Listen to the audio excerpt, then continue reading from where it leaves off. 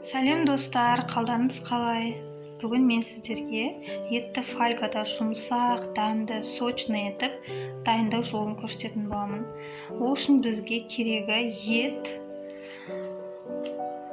сарымсақ, пияз, паприка, қара қызыл бұрыш, лавр жапырағы, укроп және зіре керек болады. Ең бірінші етімізді аламыз. Етімізді жуып, осылай турап аламыз. Мен етімді жуып турап алдым. Бұдан үлкенжеу етіп турасаңыздар да болады.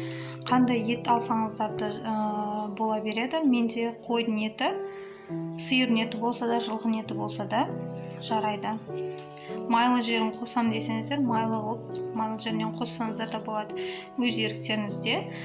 Үйде сүйек болса, сүйектен жасасаңыздар да болады. Сүйек еттен жасасаңыздар да болады. Ең бірінші етімізді алып, жуылған таза етімізді аламыз дағыны. Біз паприкамызды қосып аламыз. Мынау менде паприка. Бір ас қасық мөлшерінде паприканы етімізге қосып аламыз. Одан кейін қызыл бұрыштан жарты шай қасық, қара бұрыштан да бір шай қасыққа толар-толмас қосамыз. Және 2 лавр жапырағын қосамыз сосын. Одан кейін зіре болса зіре қосасыздар. Менде зіре барлық приправалармен араластырып қойып қоямын. Сол араластырып қойып қойғам. Содан бір шай қасықтай қосасыздар. Енді 2 лавр жапырағын сосын қосасыздармыз фольгаға ораған кезде. Қазір бұрыштарымызды бәрін қосып, етімізге қосып аламыз. Мен етіме тұз қоспадым. Неге? Өйткені менің етім тұздалған, тұзы өзіне жетеді, сондықтан тұз қосқан жоқпын. Сіздердің еттеріңіз тұздалмаған болса, тұз қоссаңыздар болады. Енді қазір чесногымызды үккіштен өткізіп, етімізге қосып араластыратын боламыз. Мен чесногымды осылай теркадан өткізіп алдым. Енді чесногымызды қосамыз. Чесногымызды қостық.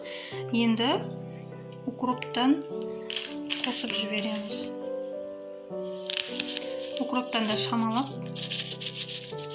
азырақ қосамыз. Енді қолымызбен жақсылап араластыратын боламыз. Еттің барлық жеріне тигізіп, приправалардың барлығын еттің бүткіл жеріне тиіп тұру керек. Осылай жақсылап араластырып аламыз. Араластырып болғаннан кейін етімізді бетін жауып 1 сағатқа қойып қоямыз. Біз етімізді жақсылап араластырып алдық. Біздің қосқан дәмдеуіштеріміз еттің бүткіл жеріне тиіп, әдемі болып араласты. Міне мынандай болып тұр. Өте сондай әдемі болып, барлық жеріне приправалар жетіп, күшті болып тұр. Енді бұны мен 1 сағатқа бетін жауып қойып қоятын боламын. Міне достар, біздің жаңа маринадтап қойған етіміз дайын болды. 1 сағат өтті. Енді оған мен 2 пиязды турап қойдым. Осы 2 пиязды қосатын боламын ішіне. Өйткені пияз қоссаңыздар, еттеріңіз сочный болып, етті де жұмсартуға күшті көмектеседі пияз. Әдемі болып шығады. Енді оны жақсылап араластырып аламыз. Міне біз пиязымызды қосып, осылай араластырып алдық. Енді оны мен мына жерде пергамент қағазын дайындап қойдым. Сол пергамент қағазына орналастыратын боламын. Біз пергамент қағазына осылай салып алдым мен қазір. Енді оның үстінен мына жерде тұрған 2 лавр жапырағын осылай бетіне қосып жіберемін. Бетіне жайғастырып алдық.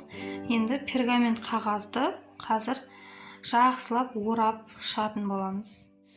Міне пергамент қағазына жақсылап етімізді салып, орап алдық. Шет-шетін осылай бекітеміз. Енді бұны мен фольганы дайындап қойдым. Осы фольгамызға жақсылап орап аламыз. Міне біз етімізді фольгаға жақсылап орап алдық.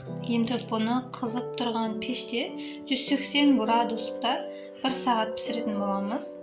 Егер сіздердің еттеріңіз қаттылау болатын болса, кішкене ұзақырақ пісірсеңіздер болады.